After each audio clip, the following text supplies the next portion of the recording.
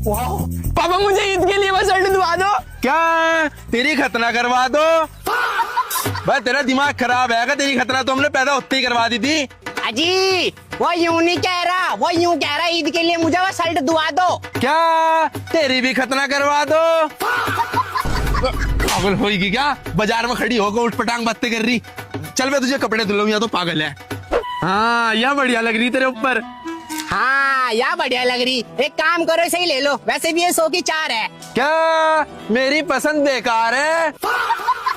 हाँ मेरी पसंद ही तो बेकार है, तभी तो तेरे जैसी कंजरी को ला रखा है ठाक। सॉरी पसंद बेकार बतागी। पसंद अजी पापा सब लोग तमाशा देख रहे, अम्मी को करना मारो। क्या इसे नीचे घेर कर मारो?